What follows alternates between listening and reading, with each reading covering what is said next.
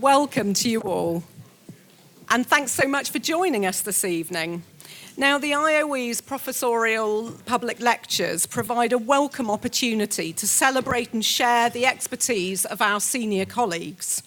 Each lecture is free and open to everyone, staff, students, and of course the public as well.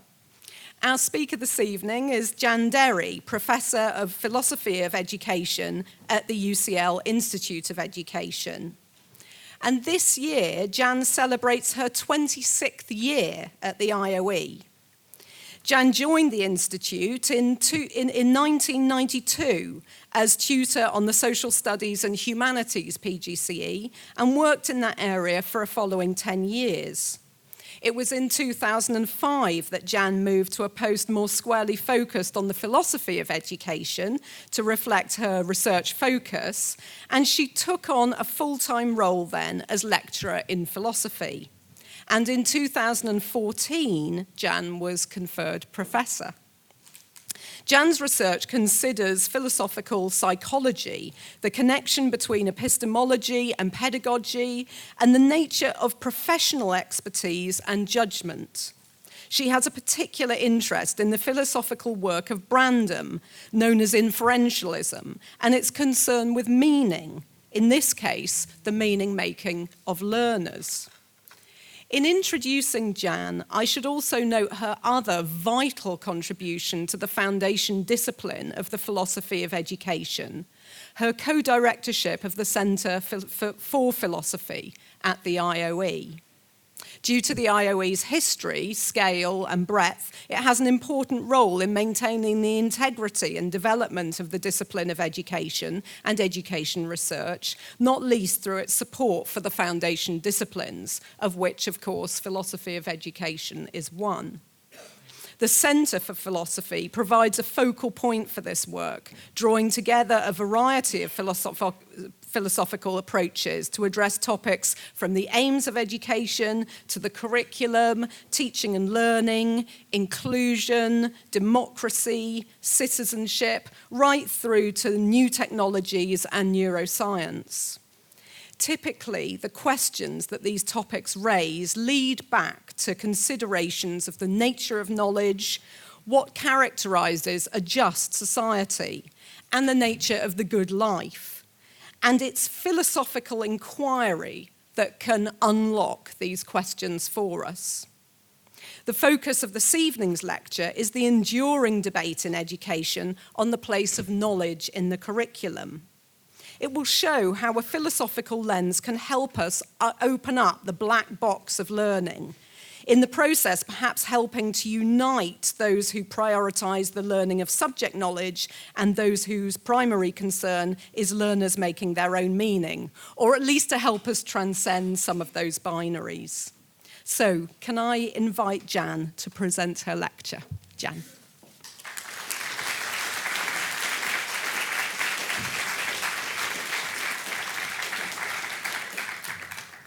Thank you, Becky. And I should just mention that I haven't quite chalked up the 50 years that some people have at the Institute, but I did manage to escape for about a year and a half. The attractions of working with Anne Edwards and Harry Daniels at the University of Birmingham led me there, but I couldn't miss the attractions of the Institute. And when they went off, Anne to Oxford and Harry to Bath, I decided I must come back. And the wonderful thing about this place is the critical mass, the very large number of staff working in so many different areas here. Anyway, I hope you'll enjoy the topic tonight. It's very topical. We're very fortunate to have Michael Young here as the respondent. As many of you know, if not all of you know here, there's an intense disagreement in education circles between those who favour flat facts and disciplines on the one side and those whose main concern is meaning-making and epistemic access on the other. This echoes a 50-year-old debate. It's actually about 55 years because the Richard Peters lecture was in 1963 at initiation and education, or education as initiation.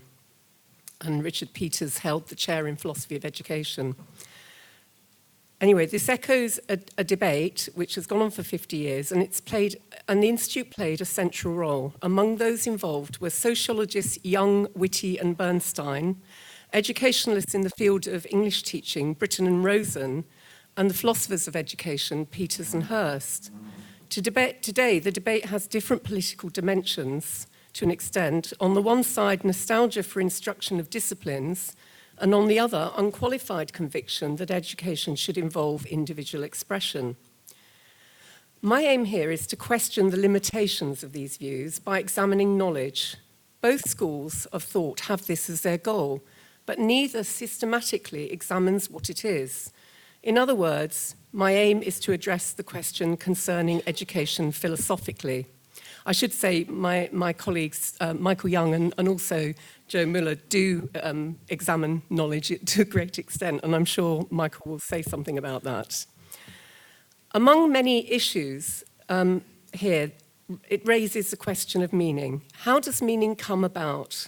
How is it that words can represent things and thought makes sense to others? Of course, we're familiar with the idea that the meaning of words changes over time and with context. The word wicked was commonly used to refer to evil. Now it's used to mean superb. But how does meaning develop? And how, the crucial question here, does it relate to understanding? Wittgenstein addresses the question of what it is to mean something through an instruction to teach children a game. Someone says to me, "Show the children a game," and I teach them gambling with dice. And the other says, "I didn't mean that sort of game." Is it necessary for the thought that gambling is excluded to be present when the instructions show the children the game is given? Similar questions are fundamental to education, because in the absence of carefully considered meaning, the result may be rote learning of meaningless terms without understanding.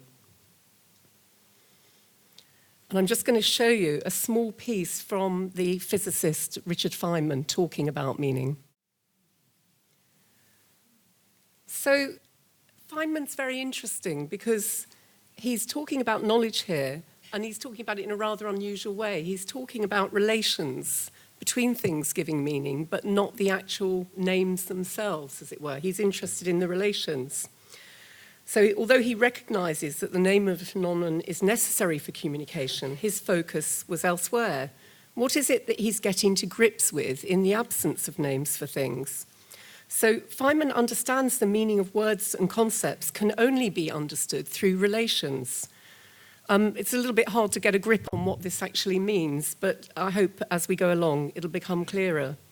Put this way, even when expressed in simplified terms, this brings out an important feature about meaning. Though a representation may appear to convey meaning on its own, there is always prior to it what makes understanding possible. As I will go on to explain, this is the inferential relations that connect concepts, enabling representations to represent.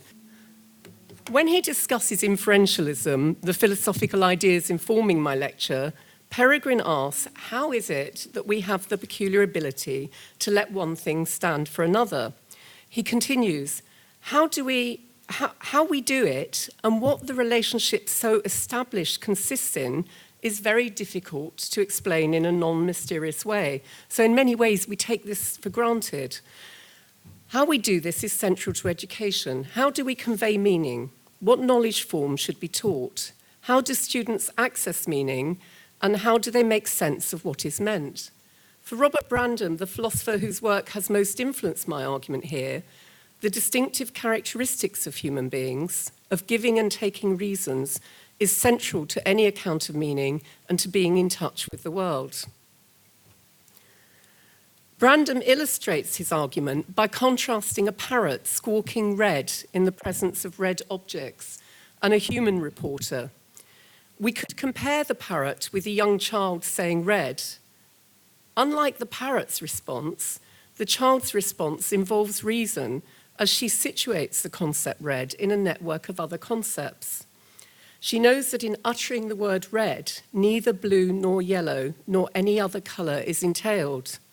In Hegelian terms, the red is determined by the negation of blue and yellow.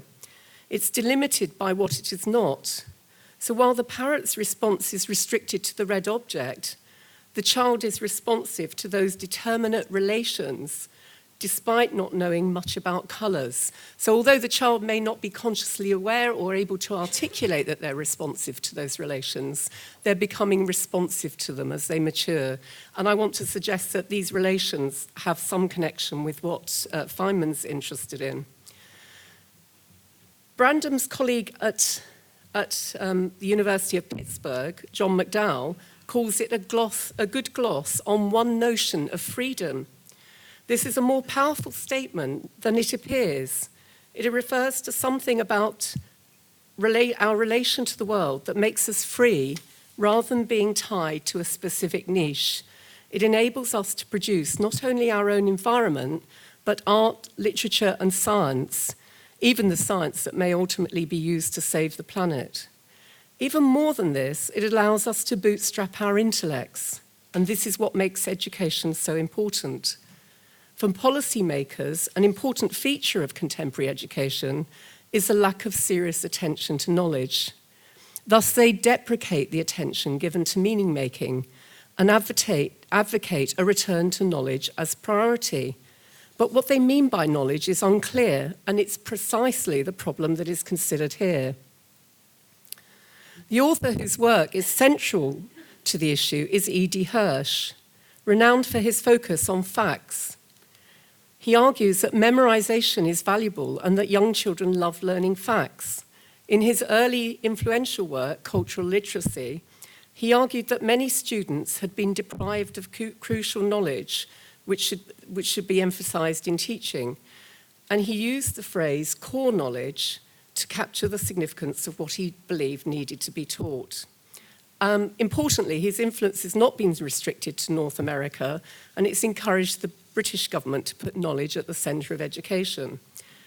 This might not seem unreasonable. Surely schools are concerned with imparting knowledge, but things are not so straightforward, as the conception of knowledge is not clearly defined. What presuppositions enter into thinking about knowledge? Facts may seem to be just that. A fact is a fact. Clearly, when we state a fact, our utterance stands for something. The statement, "it's hot," refers to the temperature. It stands for a state of affairs, the temperature in the room. If it is a fact rather than simply an opinion or even a belief, it should have to be accepted as such. Thomas Kuhn, in the foreword to Ludwig Fleck's 1935 monograph, The Genesis and the Development of a Scientific Fact, reports one reaction to the title of the book, that a fact is a fact. The person said, "A fact is a fact. It has neither genesis nor development." But this claim is misleading. Many facts have a history, and this is relevant to how learners access them. Simply memorizing them stops well short of understanding them. There are two important issues concerning facts in the current debate.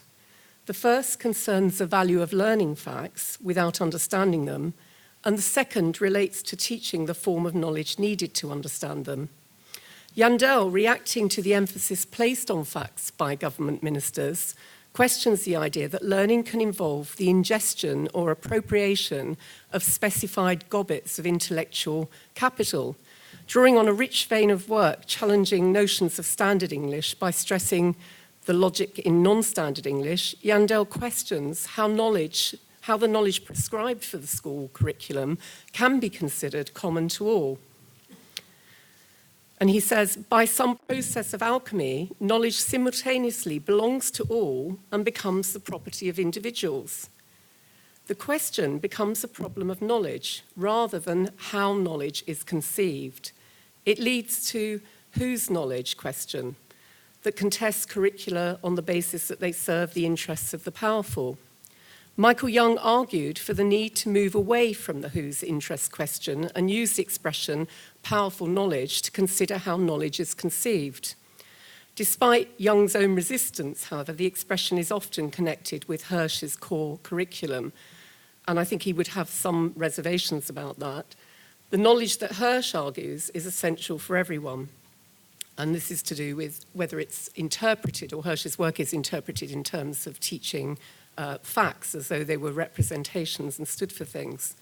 It's here that a problem related to knowledge lies.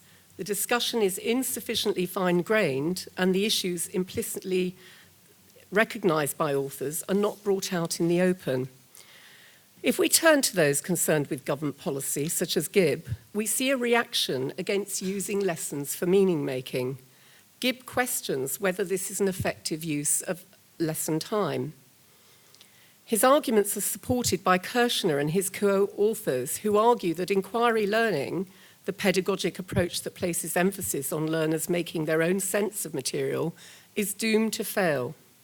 However, the reasons that Kirchner provides for the failure are related to cognition and specifically to the limitations in short-term memory. My reasons are different, though actually not unconnected, and they relate to the fundamental question of how it is that we're able to let one thing stand for another in the first place. To illustrate my point, let us consider an example which, on the face of it, appears to support Gibb and Kirchner's criticism of an emphasis on meaning-making. The example comes from religious education. The topic of the lesson was the Bible, and the aim was to foster understanding and appreciation of the practices and beliefs of different faith communities.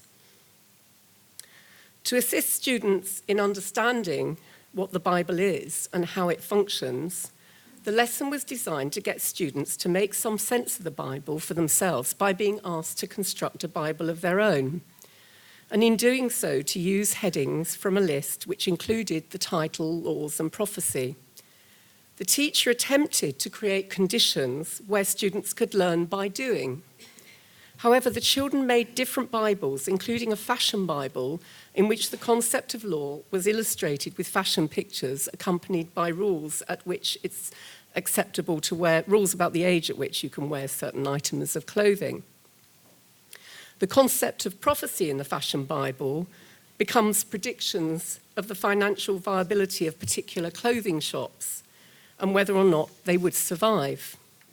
It's understandable that a teacher should try to stimulate interest in students who are studying an area that may appear meaningless and pointless. In this case, the teacher was attempting to generate interest by moving beyond the mere facts of the Bible to help the students understand something of its religious importance. But in this case, where meaning-making was emphasized, the students learnt nothing of the Bible. So the issue here is knowledge as well as meaning-making. Paul Nurse's account of his experience as a doctoral researcher helps here. Nurse is an eminent geneticist and director of the Francis Crick Institute, of which UCL was a founding member. He relates his experience of undergoing an intellectual crisis as a second-year graduate student. That crisis was making, this is his words, that crisis was making me contemplate abandoning my already rather short career as an experimental scientist. I was working on cells, the basic unit of life, but things were not going particularly well. The problem was not carrying out my experiments, it was deciding what experiments I should do and how I could build on the results of those experiments. What I was doing was measuring the levels of different chemicals in cells in a rather random sort of fashion. And it was not really clear to me as to why this was important. And it was why this was important and how it was telling me anything interesting about how cells worked. I could not see how to proceed from the data I was gathering to the ideas of more general interest about the working of cells. So Nurse explains that he was contemplating giving up his studies. I think this is what a lot of doctoral students go through at some point, a sort of crisis of the intellect, and moving instead to the study of philosophy and the history of science. And for this reason, he started reading Karl Popper's work, whose ideas provided him with a way out of his intellectual crisis. So he continues, the problem was that I was trying to advance my research by first gathering too much data, as much data as I could, and then look for generalities or patterns from which I could generate a higher level theory to explain what was happening. I had another difficulty, a more theoretical one, related to the issue of induction. That is, how to infer from specific particulars to generalities. to make general inferences made upon particular results. Nurse appreciated that this was a classical philosophical problem, most often connected with Hume. More practically, I could not work out what experiments to do, and I was gradually sinking under a mass of data and making no progress. I was getting depressed. So Nurse explains that Popper helped him to see a way out of his dilemma, and he quotes Popper. Without waiting passively for repetitions to impress or impose regularities, so this is Popper, upon us, we actively try to impose regularities upon the world. We try to discover similarities in it and to interpret it in terms of laws invented by us. Without waiting for premises, we jump to conclusions. These may have to be discarded later should observations show that they're wrong. He took Popper to be recommending that he should attempt to generate a conceptual framework for understanding the experimental observations through intuitive leaps of the imagination. What was counterintuitive was the idea that the framework should be tested through trial and error, discarded if necessary, but that the important insight was that errors were involved in advancing knowledge. Now, I'm using it slightly differently because I think this highlights a significant issue about the relation of a representation to the data that it attempts to represent, i.e. the dynamic aspect involved in representing. The use to which Nurse puts Popper's method is relevant to the conception of knowledge in education. To avoid viewing data in a random sort of fashion and to get to grips with what they could show him, Nurse needed a conceptual system which allowed him to test how the data functioned in relation to the model he was emphasizing. It was only then he could make meaning of the data.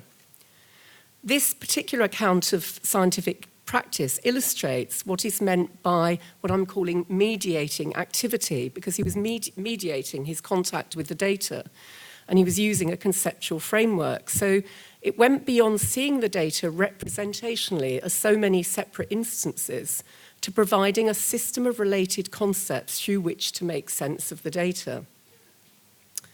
So when Vygotsky discusses the intellectual development of young children in relation to Piaget's arguments, he insists that it's only within a system that deduction is possible. Without such a system and the constraints it involves, inquiry is open-ended, vague, and ultimately empty. The line of argument is a vital feature of Vygotsky's discussion of concept meaning. At various points in his work, Vygotsky rejects the conception of thought in taking a representational or simply referential relation to the world. The point he stresses is that the idea, and this is Vygotsky's quote, the idea of general representations is inadequate to express the role of a concept in thinking.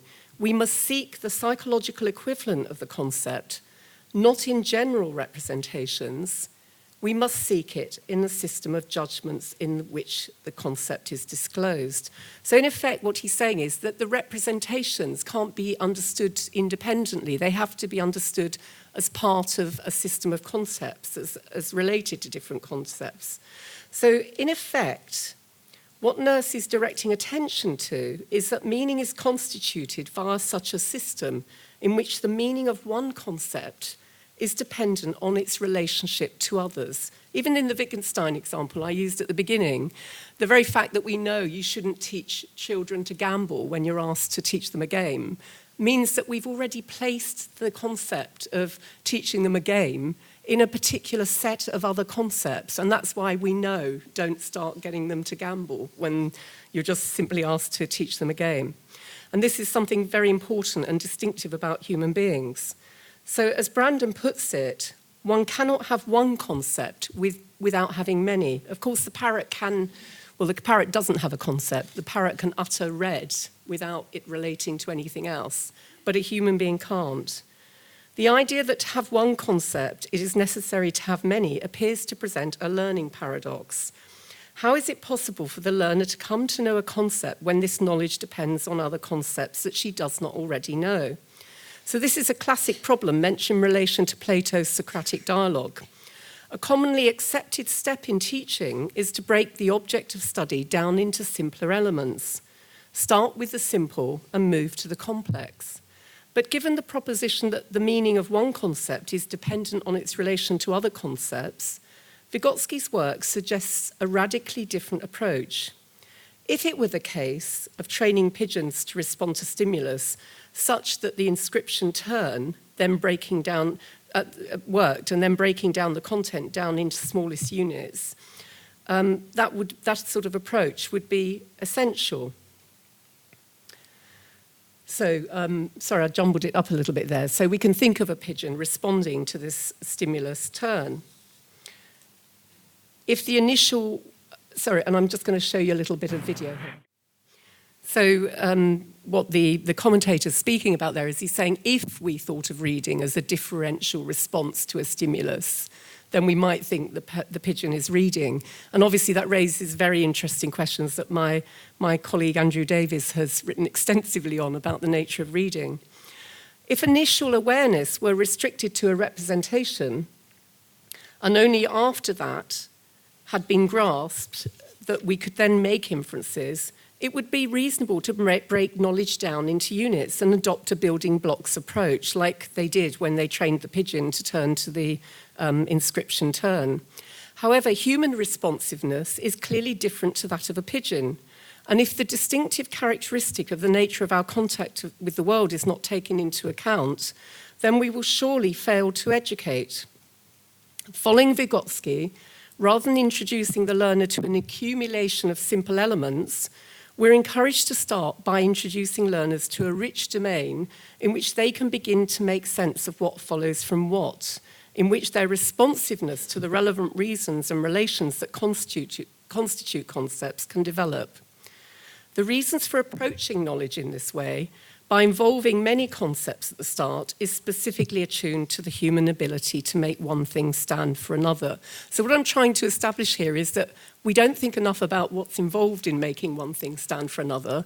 When we begin to open up that sort of can of worms and we realize it's very, very different to any other life form, that we then need to pay attention to that in how we think about bringing somebody into a knowledge domain. And that doesn't mean that they have to see the complexity of the domain immediately, but it does mean that the teachers have to have that in their mind when they're introducing students to ideas within a particular area. So Brandom was mentioned earlier in connection to the distinction between the responsiveness of a human and a parrot.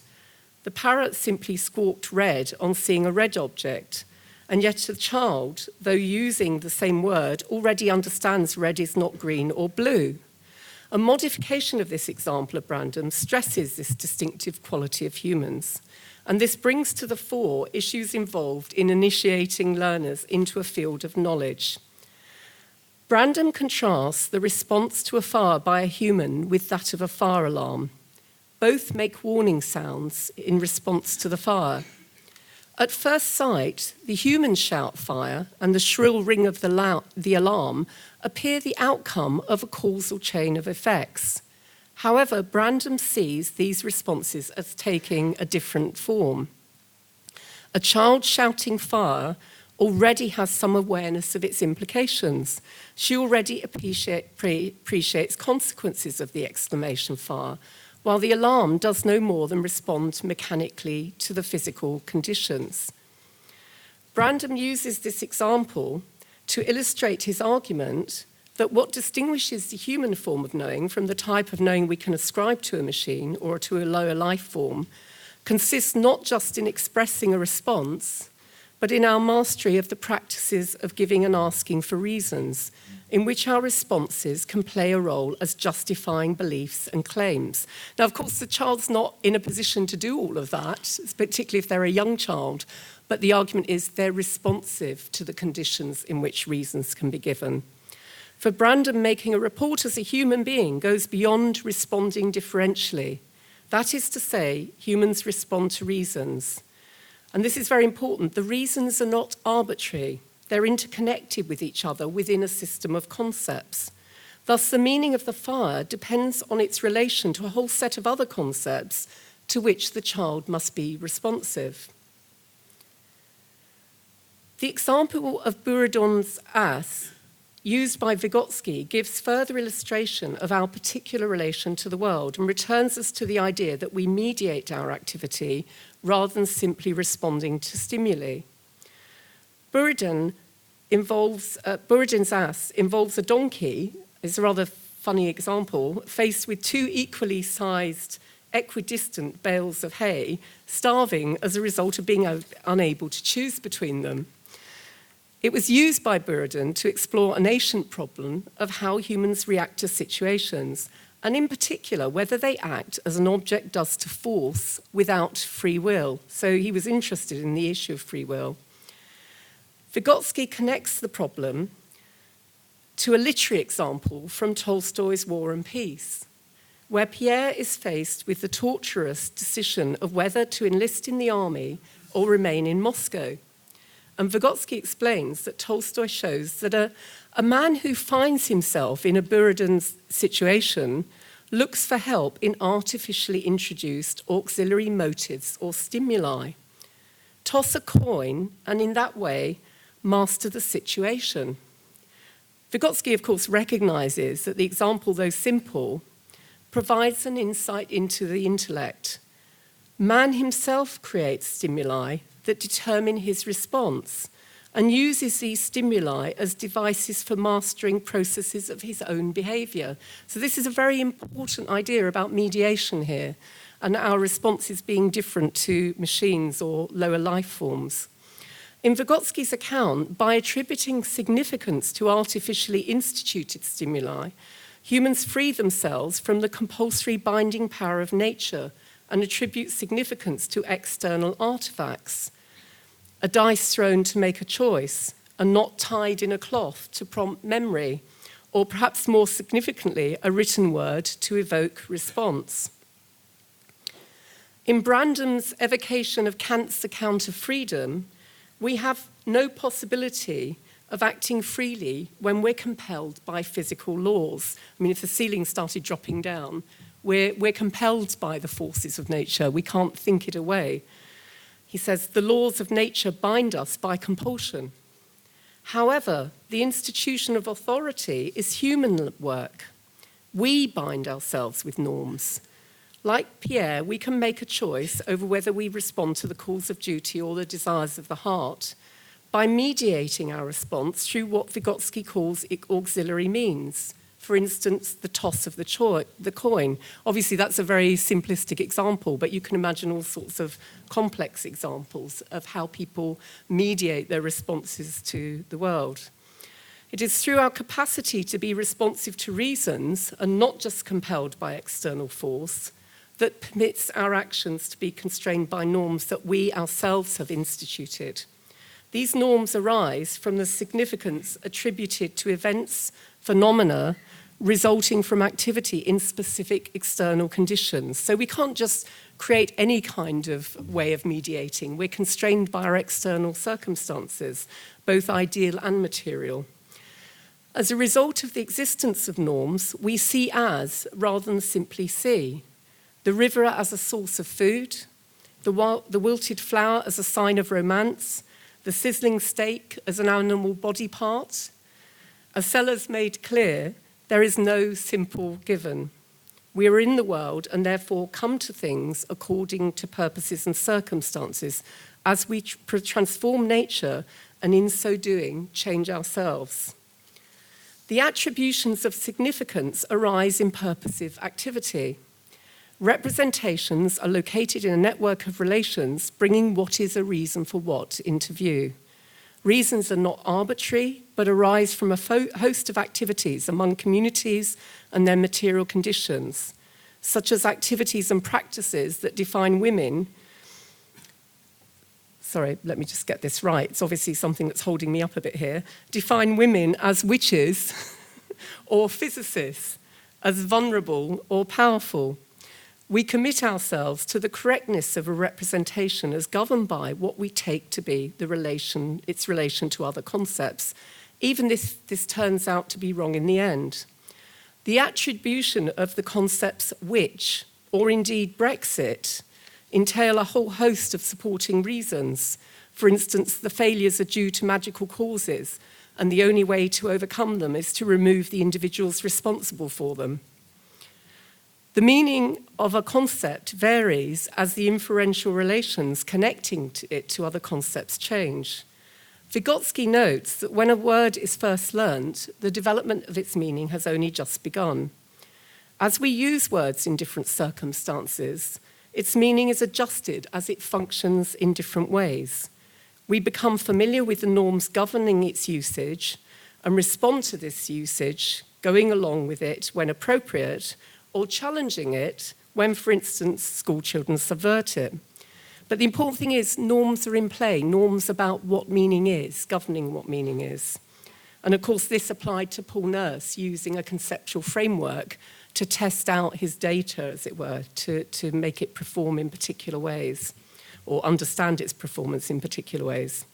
However, it must be stressed that these relationships, then, are neither arbitrary nor open to willful change, but they do involve our responsiveness to reasons, the ongoing process of our making explicit what we have implicitly taken to be the case.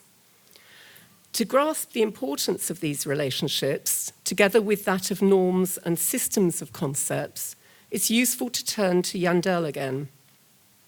Jan Derry explores assumptions about knowledge through an account of 2 periods of teaching practice. The student-teacher fails in the first practice. His mentors see his problem as a lack of knowledge and are apparently unable to help him.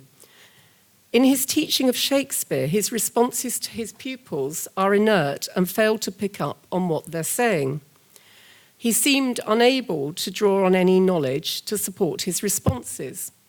Jan Derry is surprised that during the second practice, when the student-teacher introduces his pupils to travel writing, there's a dramatic change in his ability to negotiate the classroom.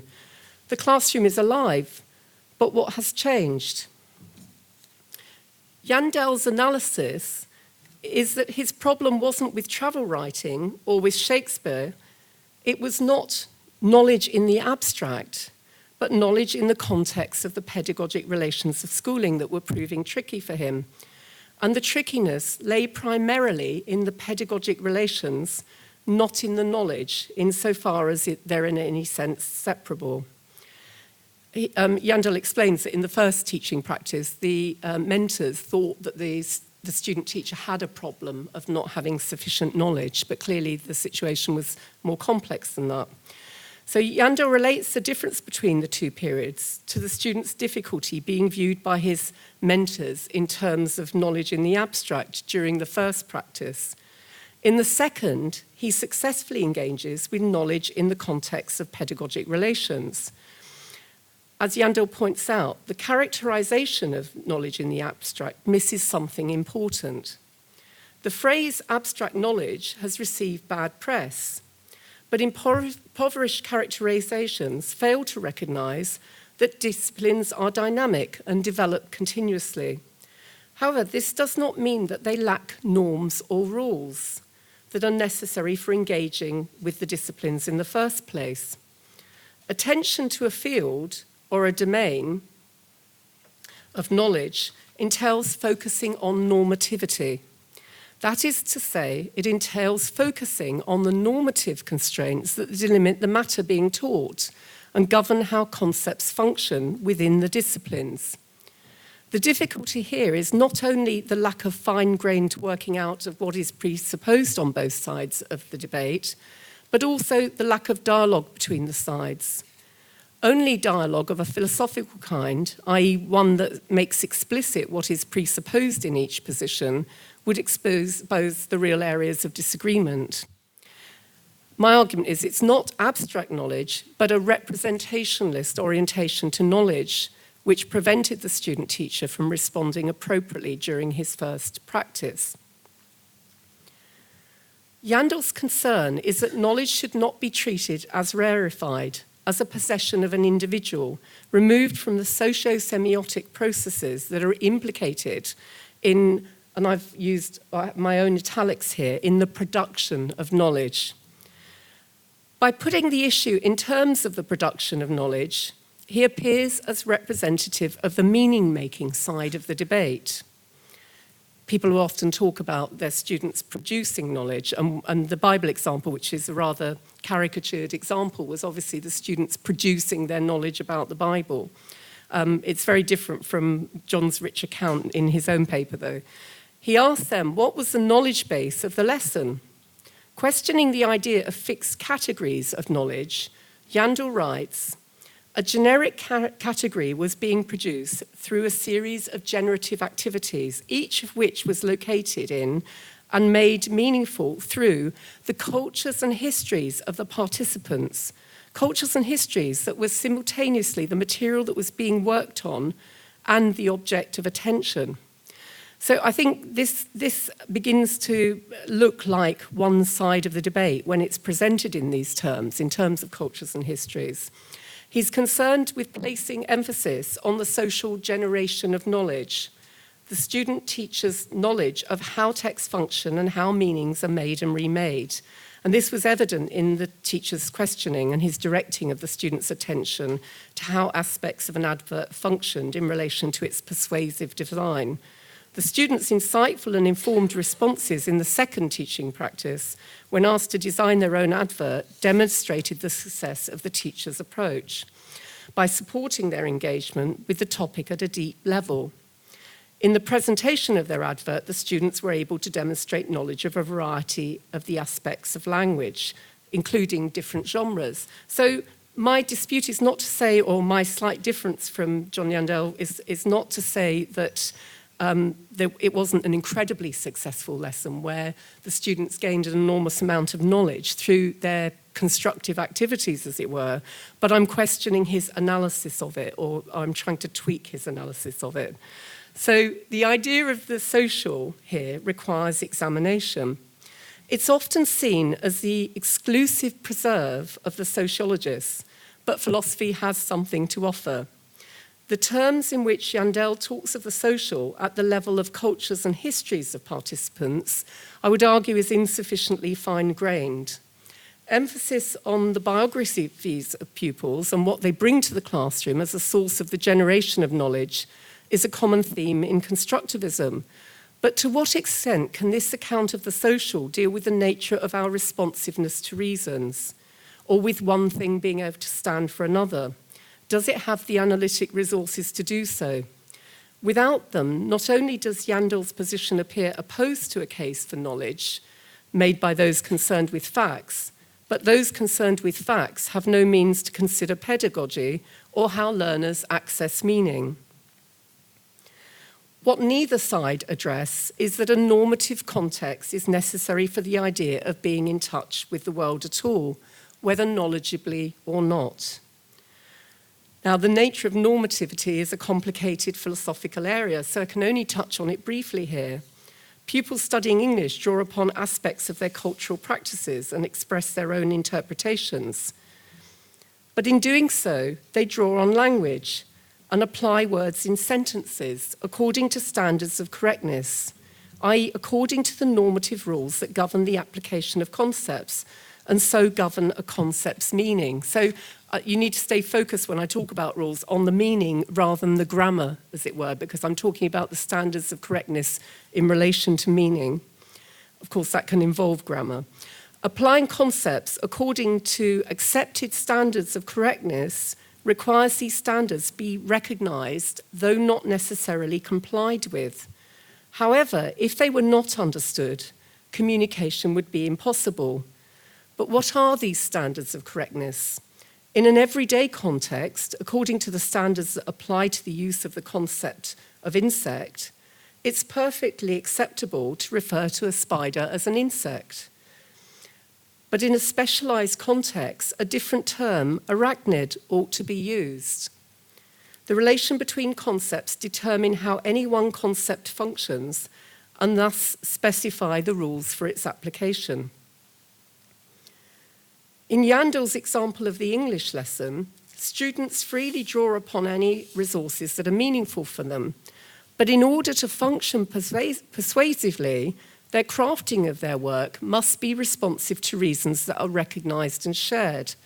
Sharing here does not entail shared culture or biography, or not at that level if we want to get down to an analysis of it, but an agreement about what norms are in play.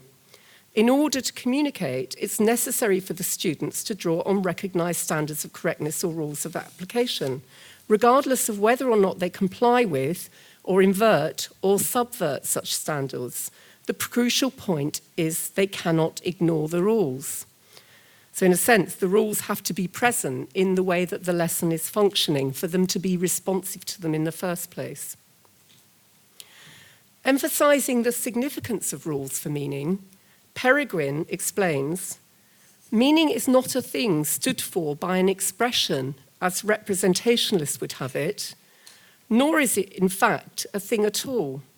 It's rather a role the expression assumes vis-à-vis the rules that govern it. And I think this is a lot like, or bears some relation, I should say, to Feynman's comments at the beginning about not knowing the names. He's interested in the relations, because that's where the meaning is. Peregrine notes that it does not follow from this conception of meaning that inferentialism can be explained simply as a use theory of meaning. In his words, it's not claiming that something is the case, but rather urging that something ought to be the case. He explains, if during a chess game I say, this is a king, then what I'm likely to be expressing is not merely a fact, but also an urge. You cannot move the piece like this, for this would violate the rules that the piece is governed by. So it's a nice example of where something, due to its functioning in a set of relations, can act as the king on the chessboard. It is inferential articulation, the making explicit or what is implicit in the use of concepts in particular sentences, that allows the exercise of reason by students to understand the topic. In Jan Derry's case, the rules that govern the assertions made by students may well draw upon non-standard English, which, as Lobov argues, is not unconnected to standard English. The subject matter of English touches the lives of students, and because of this, it's directly related to the norms in play within the discipline itself. Mathematics does not touch students in the same direct fashion, but the normative rules function in a similar way to those which govern usage in English, for that matter, any knowledge domain. As regards to the concept of number, for instance, it can be understood as a quantitative aspect of a set of objects when calculating, for example, that 3 is bigger than 2. But if the concept of number is expanded to include negative numbers, the rules of how it is used are adjusted. In relation to history teaching, McCrory raises the question of what do we mean when we claim that students have historical knowledge? Students may repeat facts competently, but fail to show that they can use what they've learned. Substantive information is related to, but not responsive to what was actually asked.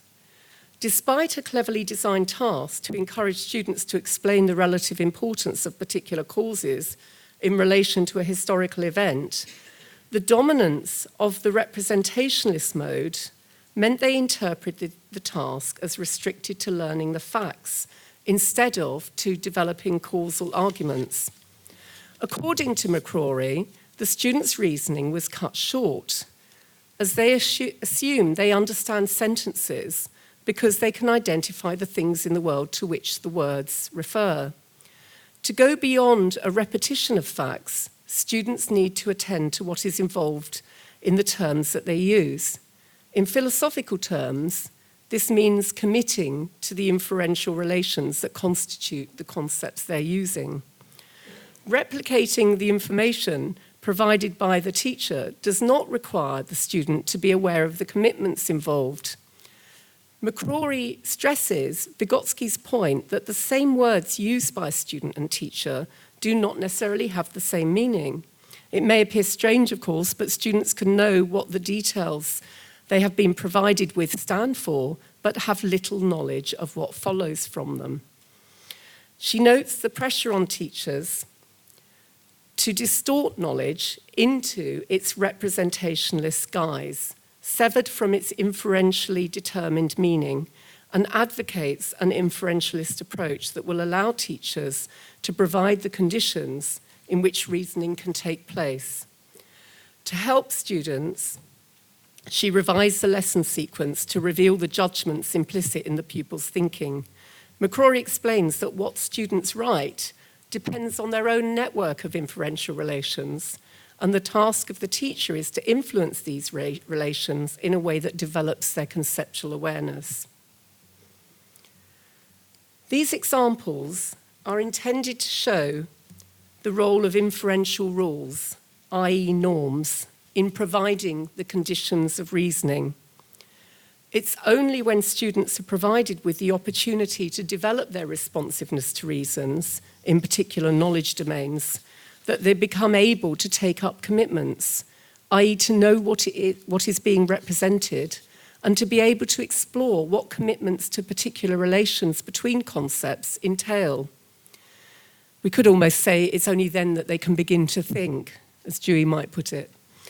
Indeed, it is only when students have the opportunity to develop their responsiveness to reasons that they can think critically. So let us now return to the example of the Bible. Students were engaged in meaning making, but what was the context in which this was taking place? Were the concepts to which they were being introduced through the activity of making a Bible, those of prophecy and law, within the normative constraints that govern the role of concepts involved in religious education? So this is a bit like my spider example. It's absolutely fine to call a spider an insect if you're not in a specialist situation. It can function perfectly well there, that concept. But when you're put into another situation where, as Peters would say, you're initiated into a knowledge domain, then the teacher has to have some awareness or has to be orientated towards those normative constraints. So, what were these normative constraints that would govern these roles in religious education? Were they introduced into the space of reasons, roughly we could call it the conceptual framework or the conceptual system, in which knowledge about the Bible could arise? Or were their use of concepts shaped by the relation of consumer culture, with the result that the ideas bore little or no relation to the study of the Bible? The task I've used to illustrate the point here is taken from a scheme of work. So before I say something about that, I just want to stress this point, that the teacher wanted to help these students individually express their own meaning, but in that first instance, because there wasn't any kind of framing of what they were doing and any awareness for them of the particular norms constraining how concepts function in relation to the Bible, and there are many ways of putting this in place for the students were just left in consumer culture and quite understandably brought and drew upon those sorts of ways of understanding the concept of law or prophecy. So they bore little relation to the study of the Bible. The task I've used to illustrate, as I said, comes from a scheme of work. So the matter doesn't have to end here. How the teacher utilises the students' productions can make all the difference. If she's attentive to the normative constraints that govern standards of correctness for the area being studied, it is possible that the students' work is made relevant and meaningful by being counterposed to the rules that govern the use of the other non-biblical concepts of prophecy and law. So she could bring out the dissonance between their ways of thinking about the concept of prophecy in consumer culture in terms of a prediction of a shop going bust, and relate it to a richer sense of prophecy in the context of the Bible.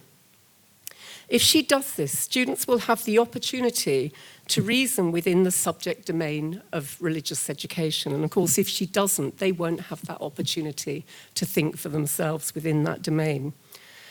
Difficulties will almost certainly arise when knowledge is approached on the basis of the student's construction of meaning. But equally, these cannot be resolved by teaching facts, unless the facts are situated in a network of inferential relations. Access to these inferential relations can be provided in numerous ways.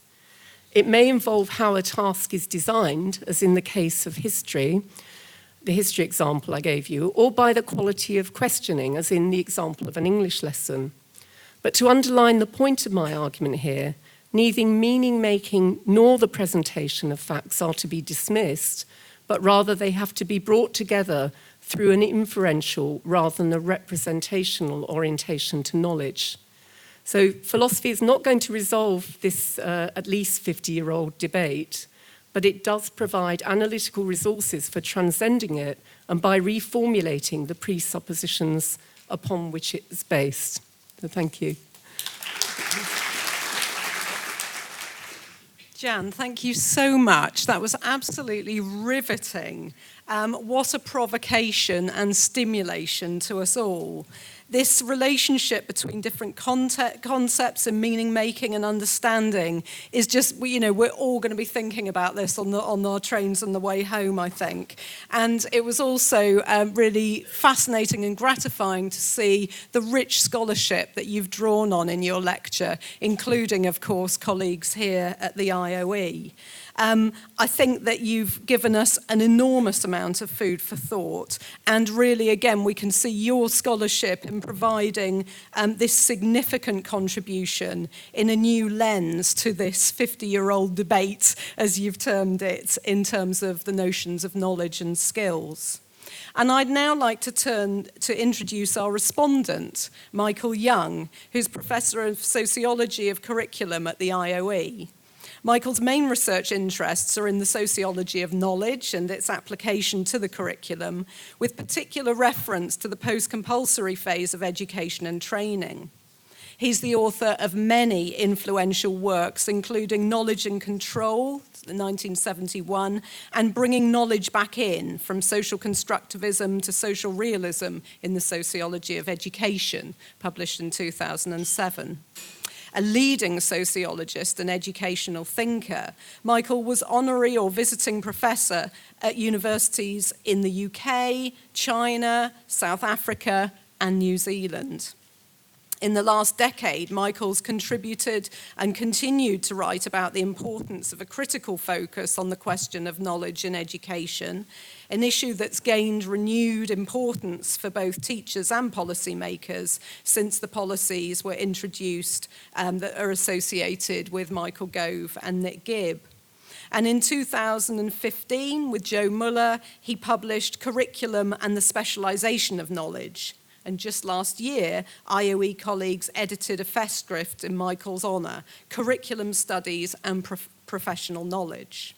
So thank you for joining us this evening. Michael, over to you. Thank you very much, Becky, for that very generous introduction. I felt very honoured when Jan invited me to respond to her lecture. This was on personal grounds as a colleague for many years, although I didn't realise it was 29, and also because of my great respect for her work as a philosopher. I don't think I've ever met anyone in my time at the Institute, and I'm sure this is not just a personal view, who's more generous with her time, her ideas, her contacts, and a willingness to share with others what she's found important than Jan. It's certainly been a continuing and ongoing great experience for me. The educational relevance of the work of the philosopher Robert Brandom, which has influenced her recently, and the original interpretation of Vygotskian, which she refers to in her lecture, are two cases in point, particularly to a sociologist who knows not a lot of philosophy or psychology. When all the pressures are on us to focus on our individual careers, Jan has been and continues to be an inspiration for what academic colleagueship should be about. I've only a brief time and make some brief comments on what she said this evening. Though much of it is apparently far removed from classroom realities, let alone education policy debates, her work goes to the heart of the pedagogic issues with which teachers are faced with every day in the classroom. If we, as education researchers and theorists, cannot help teachers understand how teaching and learning are meaning-making activities, how can we expect them to engage their pupils with school subjects?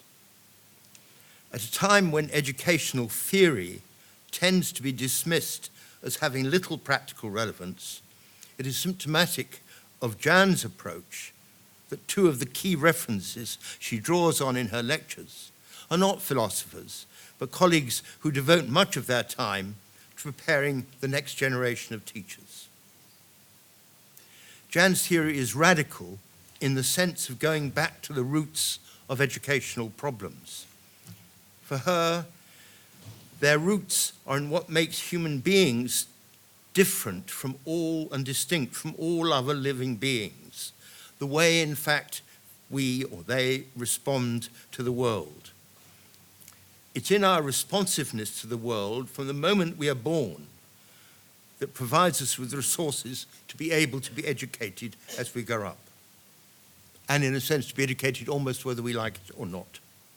The failure to recognize this is raised most acutely to me, and as Jan points out, in the currently fashionable focus on knowledge in educational policy. Knowledge as facts, to be specified in curricula and memorized for examinations. It is as if learning is an almost mechanical process of transmission and assimilation. Jan draws on the American philosopher Robert Brandom to focus on what she thinks, and I agree, is the most fundamental and yet disregarded human faculty, how we come to name the world with language. Or as she elegantly expressed it, from somebody I've not come across, Pellegrin, our peculiar ability of letting one thing stand for another. In naming the world, we interpret it as given, and as a result, we understand it, but often find it impossible to change. However, Jan argues that this givenness or everydayness is a myth. It masks the deeper reality that underpins it. In our search for meaning, we don't label it with words, we make inferential relationships about it in what Brandom describes as the giving and asking for reasons. How else could we do it when we actually stand back and think about it? We connect words to each other and with how others use them. For Brandom, this process of making inferential relationships is prior to representing the world in language, and is, as I said, I think the most basic capacity of human beings. For Jan and for us as educators, it not only means we're all born educable, but that it is the responsiveness of children are born with, that is the resource that teachers can draw on, and that makes human learning and teaching possible at all. This is no abstract theory. It has radical implications for education and specifically for pedagogy. Whereas the government's curriculum policy is to affirm the givenness by insisting on that knowledge is a list of contents to be transmitted by schools. The implications of Jan's analysis is that this merely affirms the givenness of the world and reduces the possibility of pupils learning and teachers helping them to learn, however good the curriculum may or may not be. It is little wonder that many pupils leave school without knowing much that they could not have learned without going to school at all, and only a few find the resources for transforming the knowledge they've acquired into understanding. Jan's alternative is that we start with how all children respond to the world. The same inferential relations that a child draws on in responding to the world are also the resource that teachers have for introducing students to the concepts of the curriculum. That, I think, is a very powerful and practical approach for teachers and for teacher educators. Reading Jan's text and listening to her lecture tonight left me with two questions, which are important and which I certainly have no easy answer to. However, this does not worry me, and I'm sure it doesn't worry Jan. It was Einstein, of all people, once, who when asked how would he recognize a good theory, his answer was, does it suggest any new questions? My first question is, how is it that we are born with these inferential capacities, the desire for knowledge, as Jacques Lacan put it, and yet they are mostly hidden from us, and we seem to lose them in growing up. Is this a product of our socialization, or how we prepare teachers? It's a question for me. My second question, which is rather more perhaps contentious, arises out of the emphasis Jan places on meaning making. Of course, meaning making is fundamental. The question I'm left with is it enough if we're teachers? How does it help us as teachers in distinguishing between the meanings that pupils come with and bring to school and those that are offered by the curriculum? That is a question that is faced every day by teachers in every class. To put it in another way, don't we as teachers need a theory of truth as well as a theory of meaning? And as educational theorists, maybe we need an epistemology as well as a semantics. Jan, thank you very much for making me think again about almost everything I thought before.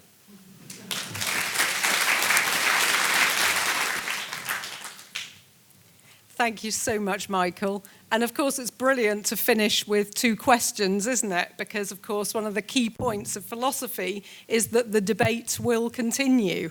And this will certainly give us something to chat about over a glass of wine or juice waiting in the reception for you. And I'd like to invite you all to join us there. But not without, of course, first of all, thanking Jan for a fantastic, stimulating lecture, a very generous and engaged response from Michael, and thanks to you all for attending as well. Thanks very much.